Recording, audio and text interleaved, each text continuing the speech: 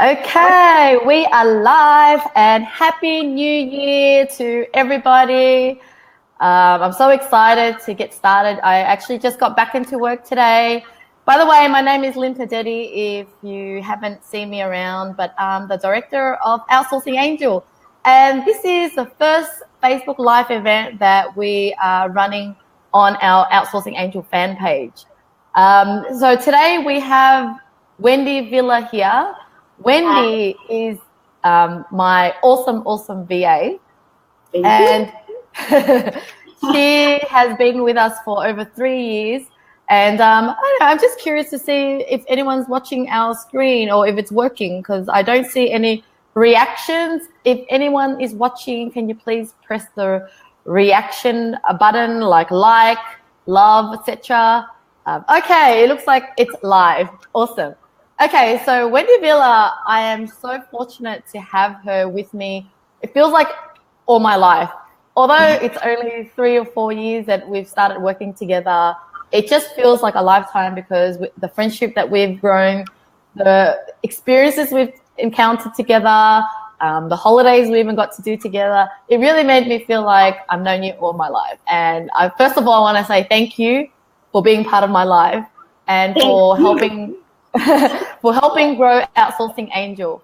And today's chat, today's Facebook Live, I really want people to understand a little bit more about how does a VA actually get started into their VA career? You know, how did you come around into doing VA work? And then how did you actually progress into being such an awesome VA that you are now? Like, how did you move up in your career progression? What did it take for you to actually grow? Because a lot of our clients obviously have VAs with us and, you know, they want their clone. They want another VA that could replace them. And you literally replaced me. You know, when I go on holidays, I don't have to worry. I don't have to worry because you've got everything under control. But it was not like that at the beginning. So I want to share stories with people so that they could see, you know, how it all got started and how, you know, we've been able to nurture that relationship now. So welcome, Wendy, and let's start with you. Let's talk. How are you? And let's talk about you. Okay, Jane. So it helped that my first job, during that time I was undergrad, so I didn't finish college yet because I had a son then. So then since I have a son, I need to find a job. So my first job was as a writer, copywriter, so from a local company, BPO company. So it helped that they trained us to do online writing. And I stayed there for 2 years because they have to move to the city. And I decided to, not go with them. But anyway, after that, I ventured to online work. So I know that my skill is in writing. So there was a lot of jobs there for freelancers to do some write-ups, writing articles, and anything else, data entry, everything. I actually accepted all the jobs that I was accepted in because, of course, I need to raise a son and have needs. But from job to job, I just did my best. I worked hard. And so, although, of course, it's not like a perfect experience, 5-star, all clients, but I made sure that communication was clear with them. So if in case there were problems, I was always, upfront with, let's say, if I can't meet deadlines because, life happens, I just let them know and then they understand. So, of course, that becomes 4 stars instead of 5, but mostly I deliver the work. And then since writer is quite in demand during the time, I started working online 2008, not really full time because after the company that I worked for, transferred, I was actually enrolled already in the uni. So the only schedule that I could manage would be for project-based work. So I just worked as a writer then and some data entry tasks. Until I met you in a job post, in one of the jobs that I was actually doing, and then eventually got a job for you, like casual work, writing articles. I think you have a website then about baby canvas something. So I help with the website content and then the blogs, because it's all about parenthood, being a mother, working mother. But the thing is really close to me, so that's why it was easy for me to deliver all the content that you need. But of course, you have to approve them. And maybe because you like me and my work, so I progressed to somehow when there was an opening to your company, Red and Black, the main company one, and there was an opening for an assistant role. I was actually not from, I didn't know what exactly the assistant role entails, but I know that it's a fast-paced job and it involves writing because that was what I was doing for you. Yep. So I just jumped in and then applied to you, and I got in. And so from then on, actually at that time, that was very hectic. It was just I think the birth year of Outsourcing Angel. We didn't have procedures or systems because we were just a small team then. But then with your guidance and the task that you assigned to me, we got through organizing everything, writing up some systems and procedures and templates. So we got organized as we grow and move along. So basically, and then you started with me on some little tasks like follow up on this, email this and that. And then eventually you gave me some responsibilities. And gave me room for error so that I can do it, the way you do it, so that you will be relieved from that role. And then I would take over when you were confident or you can trust me enough to do it for you. So I think that's how I progressed from casual writer to an admin assistant to now. I think it's still the same, right? Very fast, very exciting. Yeah. Yeah, very great story. So as you can see, I asked Wendy, sorry, it's a bit of an echo. I hope. Can people hear an echo? Oh, sorry. Yep. There's a bit of an echo there. That's okay. So you can just tell that Wendy is such a workaholic because I asked her, tell us about yourself. And she basically talked about work and all work. But that's completely fine. Well, it felt like a job interview, that's why. Okay, so on a personal note, I'm a mother. I'm a single mother. My kid is 12 years old now. But when I first started working with you, he's like prep nursery years. So it was more demanding. So the time that I was given to have the flexibility to attend to all those parent seminars, whatever, I was allowed to. And it only happened that it's a good timing that when I was hired as an admin assistant, it was like a full-time job, and my son is full-time in school. So it's easy to be a workaholic because you can focus at work when the kid is out of the house. And then when the kid comes home, I get to be a mother. But when he's not around, I get to be a workaholic assistant. It's workaholic in sense, but not the focus. Yeah. Right. So Wendy has a son who's the love of her life, and she spends a lot of time with her son. And she also has a beautiful dog, which we'll show the picture later. But I'm glad that you went straight into the VA, your VA career, because that's exactly what I want the clients to understand about how you went from really getting project-based work and proving yourself to your employers that you eventually got yourself a full-time job.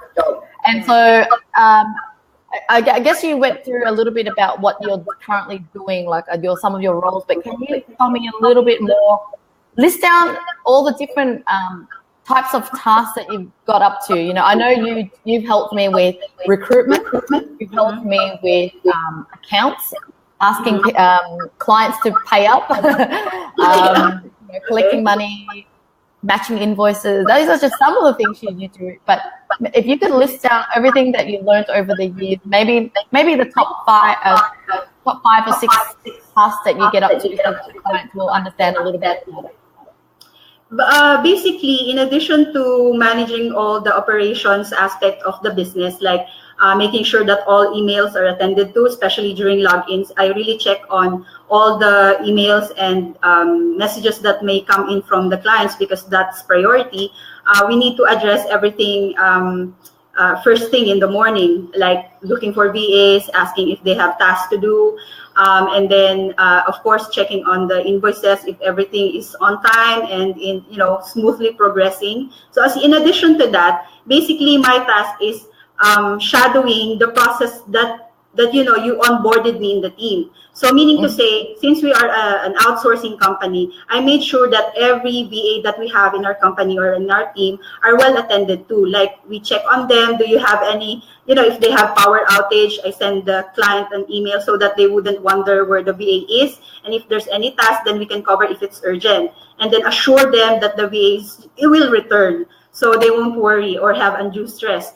And another thing is, of course, if the VA has difficulties doing tasks, and then we have this chat where we, have like a crowdsourcing of knowledge, like which tool is best for this and that. So somehow we assist VAs to get help from that, instead of, just throwing them in Google or in YouTube how to, because, it's easier when we have a camaraderie in such a way that we don't let anyone drown because they don't know how to do it. So basically, it's the same experience that I had when you were training me. So it's a waterfall effect that in a way we shadow to the VAs that we have right now. So meaning to say, these tasks are tasks that took initiative. It's not in the systems and procedures. You already mentioned my main responsibility is recruitment, client accounts, and everything, and everything that's in between there, client communications and everything. But looking at other needs, like, of course, the business is built on relationship with the VAs and the client, everything that comes in between in them, and then working out on their, happiness level, stress level is also important. So anything that we see that needs work, the team huddle up, and then we assign who is best to talk to this person, so that, they would be more comfortable working, they could work better, and all their issues are addressed. And sometimes, even if the VA has personal concerns, we're there to listen to them because they are human. We're not always 100%, 200% at work all the time. We're all focused professionals. Actually, all VAs here have, college education. They even have postgraduate education, some of them, to not just to level on professional thing, but somehow some days the efficiency of their work is affected if they have something personal. So somehow we talk to them and then check on them, because 1 day or 2 days or 1 week of not really being very productive doesn't define the entire ability of the VA somehow. So in such a way, that's what we bridge between the client and the VA who's, suffering something in life. But it happens to the rest of us, So maybe we're just blessed to handle it, better than some people. But, we work out with what they need help with. So, Sure. So, I think, you sum it up right, that you run the everyday operation of the business. You make sure that the VAs are happy. You make sure that the clients are happy. Obviously, we've also hired VAs under you to support your role, because obviously you can't do everything. And so we used to be on the ground. Like, I was the one recruiting. I was the one, liaising with client. And I slowly trained you into doing what I do. And then you start to offload the tasks that you used to do to the next set of VAs, and you upgrade it to my level and started doing what I used to do. And so that's the chain effect in how now you actually replace me, which is a wonderful thing. And now I want to talk about the one of this thing that I thought I could never replace myself, which was recruiting, because I thought that I was the original outsourcing angel, because I learned over the years how to find the best VA, how to motivate them, how to actually, pick the best people, because I thought that it takes a lot of years of experience and my personality and everything about me made the job, work. I didn't really think that I was actually going to be able one day to actually find someone else or find a VA to actually take on that role. And I'm so glad that it's doable. And so I want to run through with the client now on how I actually got Wendy into learning how to recruit, which is the main aspect of our business. The main service of our business is recruiting. And so then not only has Wendy taken over recruitment, she has now passed on that recruitment role to another VA, to the next VA. She no longer has to do that. And so it just comes to show that it's never true that you're the only one that can do a job. You can always replace yourself by finding the right person and training them right. And so let me go through with everybody how I actually helped Wendy get into taking over the role that I thought was impossible. So when it comes to recruitment, it was something that I thought I decided that I needed to free myself of time. So I basically started getting Wendy involved in the recruitment process. So I didn't just give her a manual and told her, here's the instruction and go ahead with it. I basically briefed her up with the instruction and how to do it. But then I also told her to be a part of the interview process. Actually, we even started off with you just helping with one aspect of recruitment, which was filtering through, picking the VAs that you think is potential. And you did that well for a bit of time until I upgraded you to the next level of recruitment, which was the interviewing part. The interviewing part, first we did interviewing of the VAs. And then the next stage was interviewing with the client. So let's start with, for example, start with interviewing the VA. I gave you a set of guidelines on how to ask the questions, and I still gave you flexibility in how to ask questions, because you don't want it to be rigid, like you got to follow 1, 2, 3. You got to say, here's a set of questions, but here's the outcome of what I want. I want you to find me a VA that is this, and this is what we're looking for. But how you choose to pick those questions is up to you, because you don't want it to be following, a rigid guideline, like I said. And so you've got those questions to guide you. But then when I started interviewing the VA, I got you involved, sitting there, not interviewing, just watching how I'm actually interviewing, and doing that after 1 or 2 times until you felt like, okay, I get you now. I know what you're actually, how you do it. The next step was you interviewing the VA while I'm the invisible person, just watching, not getting involved. Imagine I'm not here, and watching you do that. And then you got better at it. You got comfortable with it before I step away going, yep, you're fine now. You can go on your own. So how did you feel about the process that I took you through? And I did the same with client as well. I used to be part of the client and the VA interview, and I was the one being there, facilitating the interview. And then slowly I trained you into being that person, and now you've trained someone else, right? So what do you think that made it easy for you to take on a new task and learning a new role, and then and being able to keep growing yourself and learning new things such as that? Okay, so I think the first thing that you did for me was filtering out applicants filtering out all the applicants in the database that we have. So then that way it saves you time to review which applicants I recommend for interview with me. So then that's the first task. So you started with small tasks with me, like step by step. So until it's like a course, when you accomplish lesson 1, then you progress to lesson 2, and so on. So and then when we get to that point, that I was actually doing the interview, but previously you asked me to sit down, yes, and I took notes, because you're correct that even if you have the list of interview questions, it doesn't apply to all the VAs. Somehow you get caught with something interesting topic, but related to the job that the VA that you're interviewing is for. And then after that, I think when you started to assign me to actually do the interviews on my own, I took initiative to record and then give you a full report of what was discussed about. Even if you didn't ask about it, and yes, I remember that now. Yes. Like taking initiative to assure you that this is what I'm delivering for this task, because I know that this is what the business is built on. So I understand that there should be like clarity or consistency in the procedure of recruitment, and I have to be very careful about that. So just taking initiative to record everything that I feel you need to know, so that you will be more confident giving me this responsibility, because it's really difficult to let go. I understand that even with household chores, and difficult to let go, just sweeping to my son. I have to check.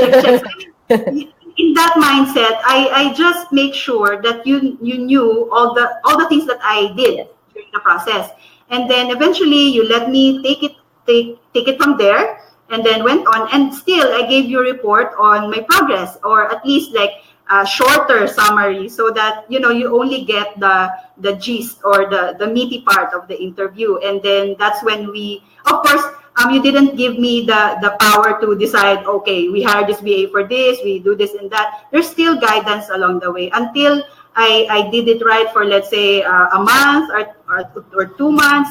As long as I am consistent with my progress, then until that time that you let me do it. So I think the next step that I was really not comfortable was the interview with the client, because I'm not really, I was a writer. I was a writer for a reason. I'm not very comfortable with, talking to people, But voice. now you're yeah, because I just think of them talking to you, because, I don't know, Filipino, well, with me, I'm shy person, but, I'm afraid that I'm a blabber, and I might do it with the client. And of course, I carry the name of the company. So, and then I realized, all the Aussies are like laid back and they're friendly, and they're, very, very forgiving if you do like segues in topics, and they appreciate that. So at least it made me feel comfortable and assured to do the job for you. So building rapport. So that's why, learning in experience, when you give me the freedom to do that, but still reports are in place, sent to you, so that you're kept posted until you got fed up with all the reports. So I mean, report is just to give you the assurance that the consistency is there. And then I pulled through. And then now that I already there's another manager that is assigned to do this solely recruitment. It's the same training that you gave me that I gave to her, like little by little. Actually, her name is Cheryl. And please don't be too hard on yourself. It takes a team to replace you, Miss Lynn. So, I mean, it's not just me. There's Kirby, there's Cheryl, and other admin staff. So, I mean, we check on one another, because this is the core quality of the company. So even if Cheryl says yes, Kirby says no, it's a majority. So we're all involved in that to make sure that consistency is there. And we even send you reports until now. So it's not that because, we're friendly basis, you trust me enough. I always send you report just to keep peace of mind. Yes, that's right. And you wouldn't worry, because it's what VAs are for, to relieve the worry from the clients. Even if you choose higher roles, you always have to keep them informed. Even if they fed up with it, do it for yourself, because it's a good discipline. Yeah, that's right. So we always train our VAs to always update the client. Really plays a big emphasis on communication, because at the end of the day, it's all about communication, keeping people updated so that they don't stress out thinking what's going on. So thank you so much for sharing that. So I wanted to go to the next question, which was, I know you've been with us for a very long time, and you're probably going to stay for many years. What do you think that made you stay loyal to us? And because I want to, I guess, give some insight so that other clients could see that this is what needs to happen for their VAs to want to stay loyal to them. Mm-hmm. Okay, so first of all, of course, it's necessity, because I am raising a son on my own. I need a job. But more important than that, we can have other jobs than OA. But what made me stick with OA is the people that I work with. The people that I work with believe in me and gives value to what I can put to the plate. They give me room to make mistakes. Even at this level, I make mistakes, because as I've mentioned before, we're not always 200% focused all the time. Life happens, it happens. So it's just, it's comforting to have worked with people that, even if you're not 200% on this day, they take over, and you don't even need to ask. They will, relieve you from that, so that you can, fix yourself, and then when you're recovered, bam, you're turbo mode. I mean, you're back to your old self, and that's really comforting. The thought that you're not left to drown in things that you have to do because you have to deal with something personal. That's another thing. And perhaps the most important part is that they give room for improvement. Like I was hired as a writer, admin assistant before. And because I pulled through all those trainings and all the responsibilities that I was given, then I realized, I'm manager already. So I mean, it's not that a stagnant or a steady job. It's something that you assume higher role. But we don't have levels here. We don't have labels here. We even call you Lynn, like your neighbor, like your friend. But it's everyone is equal. It's just that of course we have responsibilities. So, but for me, career-wise or work-wise, it's if you look at it, of course, there's like a ladder somehow that you climb, because you're given the opportunity and the training and guidance to assume that step by step, and not just throw you in the ocean and leave you to drown there's a support system, and it takes a village to reach this point.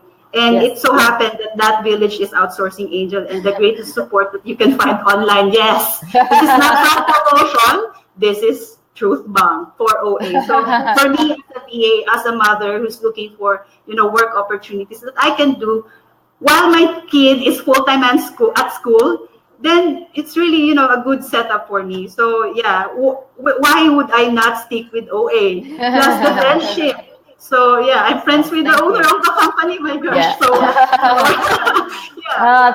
thank you, Wendy. I really do feel your passion. Even after so many years, you're still such a passionate person. I think what I can add to that is that the way I've made you feel is that I'm not like some sort of big boss who is so perfect. I've always tried to make sure you know that I'm your partner, I'm your friend who needs you as much as you need me, and that if you're not happy, then you're not going to be able to do a good job, and that's going to affect me, and I'm not happy. So it is in my best interest to keep the relationship equal, and we both treat each other well. And so at the same time as well, I know, we're all human beings, and you as a VA are just like me. We make mistakes, and whenever you do make mistakes, and even though we've been working for a long time, of course, you can still make mistakes, because I make mistakes all the time. And it's when mistakes happen, I always feel like it's a time for me to mentor you, to show you how it should have been done, why it should have been done this way, so that you can understand, so that you could grow. Because without mistakes, you wouldn't be able to grow. So I wouldn't see mistakes as a problem, that's it, I can't handle this VA anymore because she makes too much mistakes. It depends on what the type of mistake. If they're making the same mistake again and again, sure, there's a bigger problem than that. If they've got attitude problem, personality problem, that's a big problem too. But when a VA like you, who is just genuinely nice and committed and loyal, and when you make a work mistake, it's completely fine. It's like we can just laugh it off and deal with it together. So I think that's what makes the feedback that I got from all the VAs that I've spoken to is that they're just surprised that when they do make a mistake, or when something goes wrong, they feel like they're not the one having to deal with the problem and being you are being blamed. They feel like it's our problem. We are dealing with the problem together. And so anyway, I just wanted to put some input in that.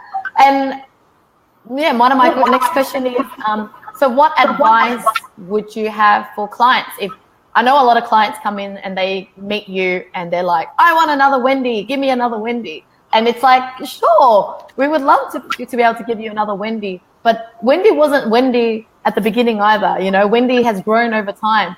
And so you need patience. So what would you say to a client if they've just hired a VA or about to hire a VA and expect to want a VA that could replace them, that is like super, super awesome and can replace them? What advice do you have for them? Yeah, I think maybe if they could, of course, they hired a VA for a purpose. So let's say they hired a VA for an admin role, then of course we will be the VA that can do that. But then if the VA makes mistakes and over, there must be something. Kindly look into the process that the VA is doing, because maybe there's something that needs work in there. I'm not saying that the VA is correct or that we side with the VA. That just being fair, maybe there's a problem with the process that you both can work on together. Because at first I was also like that. I was in that position, like writer. I mean, what do I know about entering transactions to Zoho, Zero, everything? I mean, you have to somehow ease me into certain things that might be useful, a useful skill in the long run. Because if I learned this, that would be a time saver for you somehow. But of course, just to be fair with the clients as well, if the VA really is something that promises, okay, next time I won't do it, but like she did or said that already like 10 times, no, after a week and there's no improvement, then that's a VA factor already. So maybe just work with the VA, and then somehow have room for mistakes or errors. And then maybe it would help if you don't initially give the VA a task that, if she makes a mistake, it would really mess up the system that you have, or the relationship or communication that you have with your client. Like, because of course they are new staff. It's, I think, the same with other jobs. You know, these people report to a supervisor or something before they, you know, meet the actual client for a reason. So I mean, just being fair with maybe the process, or a little bit of patience on training the VA, because they have the know-how, they have the experience. It's just that it's different system and tools and everything for each client that they have dealt with. So I think a little faith on that. But anyway, with Outsourcing Angel, the thing is, we help the client and the VA bridge this gap. So if instead, for instance, they have like a problem with, you know, making the VA understand the process, then we can jump into it and help the VA and the client to, you know, patch things up. And just to, you know, Miss Lynn talks with the client and we talk with the VA, and then somehow issues are being, you know, dealt with. Because most of the time, personality of the VA or the client also is, you know, a factor. Somehow they have to understand that aspect, not just the task, like the working style of the VA or the client. They have to really mesh well. So the good thing with Outsourcing Angel is we're just right here, business hours, to, you know, bridge the gap, to, you know, if you need, you know, some advice, Lynn is there, Charlie's there. So I mean, yeah, it's not that, you know, I know that VAs are a replaceable resource. That's a fact. But if you invest on a VA, it could be a great time saver. Look at what Lynn and Charlie is, you know, enjoying right now with their VAs. I mean, Juvie and I, we had a moment of talking from where we started. It's not, you know, the things that we can do. We can't do the things that we do now and the responsibilities that we have now when way back. So I mean, if not for your patience and Charlie's patience, you know, we won't be like this. So yeah. Thank you. Yeah, I think you summed it up really well. It's really takes time for a VA or anyone to grow into the role. So yeah, thank you. I think there's a bit of an echo again. Is that your speaker? No, I don't know. All good. Well, anyway, that's a wrap up. If anyone who's watching have any questions, and if this video is replay and you have any questions, feel free to put the questions in there and we'll answer it. But before we end, I just wanted to share some photos, just since Wendy didn't really talk too much about herself because she just loves work so much. I want to share with you guys some photos. So I think I showed this before, but that's her lovely dog that she... yeah, that's my apprentice. Yes. Does he have a name? Does he have a name? His name is Sparky. Sparky. That's part of my life. I should have known it by now, but I'm not a dog person. Don't worry. And then we have here her son, which I've shown in the previous slide. How old is NJ now? He's 12 now, and I enjoy stalking him in school if I finish work early, or like, you know, ambush him for a dinner after school. So yeah, because we work on it and we have the time to do that. Is he taller than you yet? Because my son is 14, he's taller than me.